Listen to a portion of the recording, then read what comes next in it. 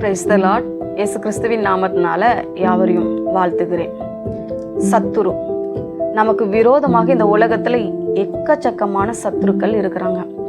அவர்கள் எல்லாரும் சில வேளைகள்ல போட்டியினாலையும் பொறாமையினாலையும் தேவையில்லாம காரணம் இல்லாமல் நம்ம கூட சண்டை போடுகிறவர்கள் நிறைய பேர் இப்போ பெருகி இருக்கிறாங்க. காரணமே இல்லாம கூட சண்டைக்கு வருகிறவர்கள் இருக்கிறாங்க.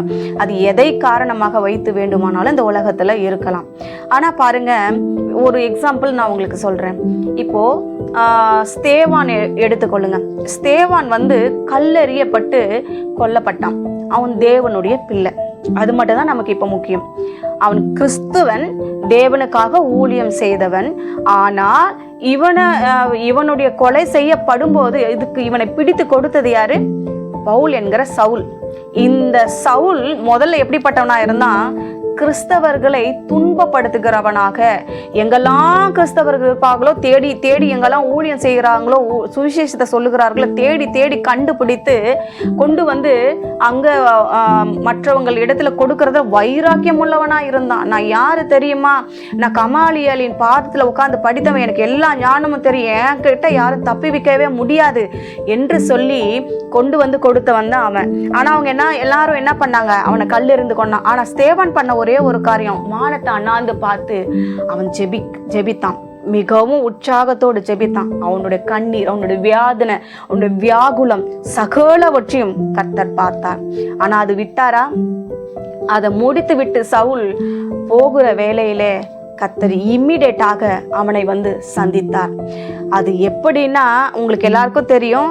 ஆண்டவர் சொல்றாரு, சவுலே சவுலே என்று கூப்பிடும் பொழுது நீங்க யாரு, என்ன ஏதுன்னு சொல்லிட்டு சவுல் பயந்து கேட்கும் பொழுது, நீங்க யாருன்னு கேட்கும் பொழுது, நீ துன்பப்படுத்துகிற கிறிஸ்து நானே. நன்றாக கவனித்து பாருங்க. பவுல் இயேசு கிறிஸ்துவைய துன்பப்படுத்தினான்? இல்ல, அவருடைய பிள்ளைகளை துன்பப்படுத்தினான். மரணத்துக்கு ஒப்பு கொடுத்தான், பிடித்து கொடுத்தான். அதனால இப்ப என்ன இதுல நமக்கு புரியுது அப்படின்னா, கிறிஸ்தவன் என்ற ஒரு பெயர் நிமித்தம், கிறிஸ்துவின் நிமித்தம் இந்த உலகத்துல நீங்க பாடுகளை அனுபவிக்கிறீங்களா? இல்ல எங்கன்னா சுவிசேஷம் சொல்ல போனா உங்களுக்கு பிரச்சனைகள் வருதா? இல்ல தேவையில்லாம சபை நடத்தும் போது அக்கம் பக்கத்து பிரச்சனைக்கு கொண்டு வராங்களா? இல்ல எங்கேயாவது ட்ராக் கொடுக்க போகும்போது உங்களுக்கு பிரச்சனைகள் வருகிறதா? எதுவாக இருந்தாலும் கவலைப்படாதீங்க. நீங்க வேலைக்கு போகிற இடத்துலயே உங்களுக்கு பிரச்சனைகள் எழும்பலாம். காரணமே இல்லாம சத்துருக்கள் உருவாகலாம். அதுவும் நீங்க கிறிஸ்தவங்க என்பதனால வேண்டும் என்றே உங்களுக்கு சில பிரச்சனைகளே மறைமுகமாக உங்களுக்கு விரோதமா எழும்பலாம், சத்துருக்கள் எழும்பலாம். உங்களுக்கு நான் ஒரு வசனத்தை வாசித்து காட்ட விரும்புகிறேன். இந்த வசனத்தை நீங்க பார்க்கும் பொழுது உங்களுக்கு அது ஒரு தைரியத்தையும் ஆறுதலையும் கொடுக்கும் என்று நான் கர்த்தருக்குள் விசுவாசிக்கிறேன். எரேமியா 15ஆம் அதிகாரம் 11வது வசனத்துல பிற்பகுதி பாருங்க. தீங்கின் காலத்திலும் நெருக்கத்தின் காலத்திலும் உனக்காக நான் சத்ருவுக்கு எதிர்பட்டு உனக்கு சகாயம் செய்வேன். இந்த வசனம் அப்படியே இந்த பவுல் விஷயத்துல பொருந்தது. ஸ்தேவானாதான் அவன் துன்பப்படுத்தினான். ஆனா ஆண்டவர் என்ன பண்ணாரு? நீ என்ன துன்பப்படுத்தின? நீ என்னை எதுக்கு துன்பப்படுத்துகிற? நீ துன்பப்படுத்துகிற கிறிஸ்து நானே என்று சொல்லி ஆண்டவர் என்ன பண்ணாரு? அவனை சந்தித்து அவனோடு வழக்காடினார். உடனடியாக மற்ற தேவனுடைய பிள்ளைகள் இடத்துல சொல்றாரு, ஐயோ ஆண்டவர், அவன் நம்ம கிறிஸ்தவர்கள் எல்லாரையும் பிடிச்சு கொடுத்தவனாச்சே, அவனா அப்படின்னு சொல்லி கேட்கும் போது ஆண்டவர் சொல்றாரு, கிறிஸ்துவின் நிமித்தம் எவ்வளவாய் பாடுபட வேண்டும் என்பதை அவனுக்கு நான் காண்பிப்பேன். அது நீங்க எடுத்துக்கொள்ளுங்க. ஆனா பின்னாடி பவுல் செய்ததெல்லாம் இந்த வேற யாரும் அப்போஸ்தலர்களோ யாரும் செய்ததே இல்லை. பவுல் தான் கிறிஸ்துவுக்கு எதிரியா இருந்தான். ஆனா அவன் தான் மிகவும் பிரியமானவனாய் மாறினான். அது வேற கதை. ஆனா இன்றைக்கு இப்போ வாழ்ந்து கொண்டு இருக்கிற நமக்கு சில பிரச்சனைகள் வருது. மறைமுகமாகவும் வருது, நேரடியாகவும் வருகிறது. அது வேலை விஷயமா இருக்கலாம், வீட்டு விஷயமா இருக்கலாம், நகை விஷயமா இருக்கலாம். இல்லை ஏதோ ஒரு விஷயத்துல உங்களுக்காக ஒரு பிரச்சனை வருதா? நீங்க கிறிஸ்தவன்கிற அந்த ஒரு காரணத்தின் நிமித்தம் உங்களுக்கு வருகிறதா? நீங்க கவலைப்படாதீங்க. தேவ சமூகத்துல நீங்க கண்ணீர் எடுத்து ஜெபிக்கிறது மட்டும்தான் உங்களுடைய வேலை.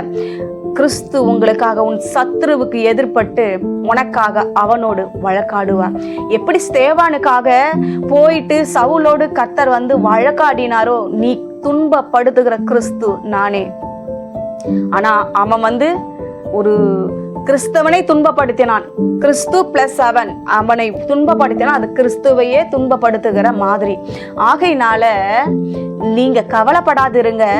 உங்களுக்காக உன் சத்துருவுக்கு எதிர்பட்டு உனக்காக வழக்காடுவேன் என்று கர்த்தர் சொல்லுகிறார். கவலையை விட்டு தள்ளுங்க. நீங்க போய் ஜெபிக்க வேண்டியது உங்களுடைய கடமை. உங்களுக்காக யுத்தம் பண்ண வேண்டியது அவருடைய கடமை. உங்களுக்கு சகாயம் பண்ணும்படி கர்த்தர் இறங்கி வருவார். ஜெபிக்கலாமா? நல்ல தகப்பனே, இந்த வேலைக்காக நன்றி செலுத்துகிறார் ஆச்சா. எத்தனையோ பேருக்கு இந்த உலகத்துல போட்டிகளும் பொறாமைகளும் சண்டைகளும் தேவையில்லாத சத்துருக்கள் பெருகி இருக்கிற சூழ்நிலைகள் எல்லாம் நாங்க பாக்குறோம் ஆண்டவரே. அவங்களுடைய சதி திட்டங்கள், அவங்க எங்களுக்கு விரோதமா எழுப்புகிற எல்லா விதமான காரியங்களும் வாய்க்காமல் போகும்படி ஜெபிக்கிறேன்.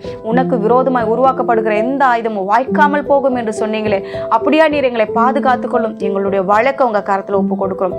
எங்களுக்காக நீ சத்துருவுக்கு எதிர்பட்டு வழக்காடி எங்களுக்கு நியாயம் செய்யும்படி உங்க கரத்துல ஒப்பு கொடுக்கிறோம்.